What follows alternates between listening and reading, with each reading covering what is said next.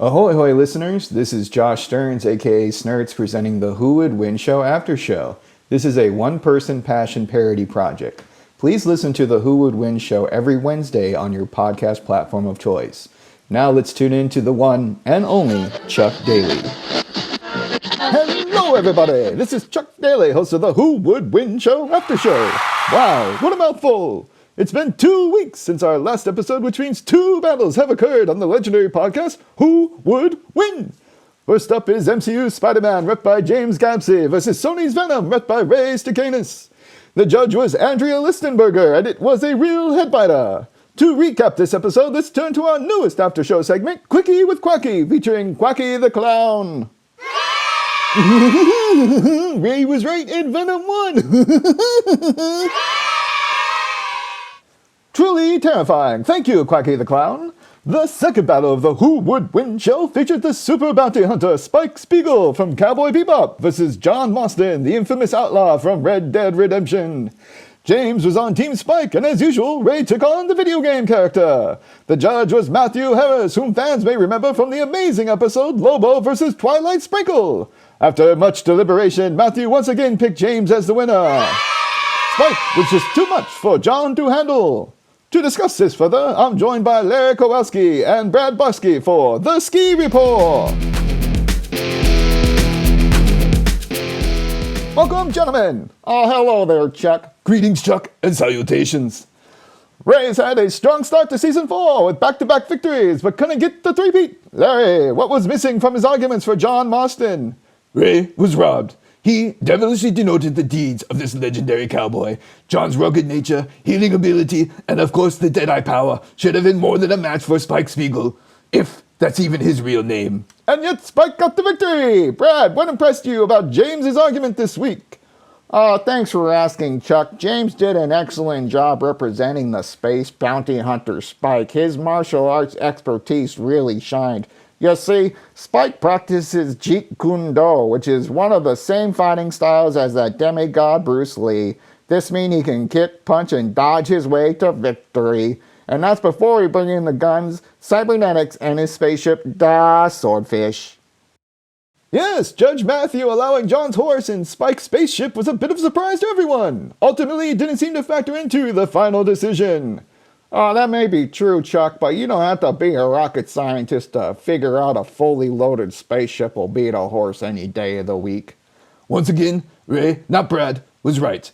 John Marston wanted to give Spike the chance to get to his spaceship, let alone take off. His Deadeye powers, which is essentially bullet time in the Matrix, would guarantee a mortal wound would be inflicted. This puny, kung fu space cowboy shouldn't have stood a chance, but the unenlightened judge chose otherwise. Now, Larry, there's no need for name-calling, especially about the wonderful judges on the Who Would Win show. Fine, I will draw my last statement about Matthew. For Spike, however, I call them as I see them, Chuck. Fair enough. Brad, any other thoughts on this matchup? Oh, absolutely. Sure, Mr. Marston has bullet time, but Spike has cybernetics. His enhanced eye gives him a tactical advantage, assisting with his aim and battlefield analysis. Also, he's taken out a building full of people on multiple occasions. He'll kick, stab, and shoot his way to success. If that all fails, then he'll turn to explosives. There's nothing stopping this highly trained fighter once he sets his mind to something. Such nonsense. Spike almost always fails to capture his bounties and has let loved ones down on multiple occasions. Compare this to the noble, brave, anti-hero John Marston. He left a life of crime to take care of his family, and in the end made the ultimate sacrifice. Oh, now that's something we can all agree with. That ending of John was a real tearjerker. The Pinkerton National Detective Agency are a bunch of a-holes. Let's move on to the next match. The first announced combatant is Obi-Wan Kenobi from Star Wars, a long-anticipated addition to the Who Would Win lineup. Larry, who would be a worthy opponent for this legendary Jedi Master? This is an excellent choice by the Who Would Win team. Obi-Wan has an impressive win record in the Star Wars universe. To take on this fantastical Force user, I recommend X-Men's Wolverine. His adamantium skeleton and berserker rage are a good match against this savvy Sith Slayer. Excellent selection, Larry. Brad, who's your pick? Oh, Chuck, as you mentioned, the legion of audience has been waiting for Obi-Wan's first appearance. This will truly be an epic confrontation. I was having a tough time coming up with an opponent that fits the who would win criteria, so I went to the Twitter and to the Facebook. Some truly great suggestions from the fans, but the one that stood out to me was by Taco Shirt Krillin. He picked a T1000. Talk about an interesting match. Leaping Lizards! Those are both great suggestions! And this will do it for another round of the Ski Report! Thank you, Brad and Larry! Now let's check in with another new after-show team member, Sir William, and the legion of audience on social media! Many thanks to my esteemed colleague, Chuck Daly. Here's what the legion of audience has to say about Spike Spiegel versus John Marston. On Twitter, Taco Shirt Krillin states, "This one was so good. I love these two. I was leaning Spike, but either could win. The arguments were on point. I agree with the decision, and the judge made it justified and cool at the end. I laughed when Ray said Spike lives in a luxury because he basically lives in a car." Also on Twitter, Delvin Cox. "Great episode. This honestly could have went either way. At It's Matt Harris did a great job." On to Facebook, Roosevelt Buchanan says, "I agree with the decision. I didn't know Spike had a bionic eye. I thought Marston had it because of his dead eye."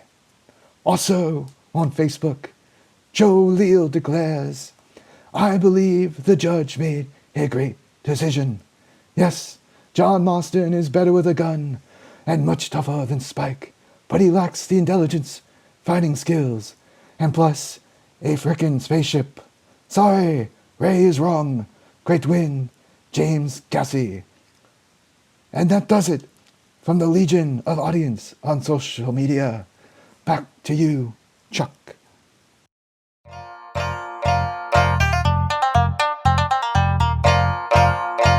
And that does it for another episode of the Who Would Win Show After Show. Many thanks to our newest team members, Sir William and the horrific Quacky the Clown.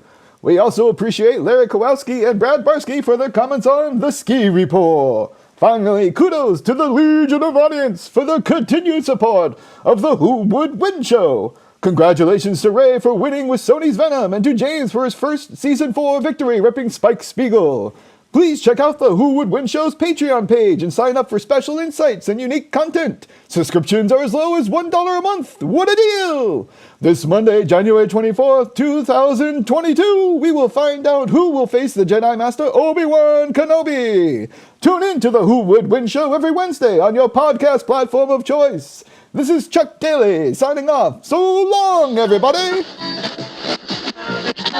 Well, this is DJ Dingleberry and the Blaine. Checking your traffic on the 5s. Blaine, what's the latest situation on the 405?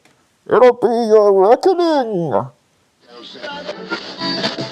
Sorry, folks, tuned into the wrong channel there for a second. This has been the Who Would Win Show After Show, powered by Snerts. If you enjoyed this content, then please like and subscribe. Also, I can be found at Lord Snerts on all the things, and Joshua Stearns on Facebook. The next episode will be arriving in 1 to 2 weeks. Thanks for listening. Stay strong, stay safe, and stay frosty.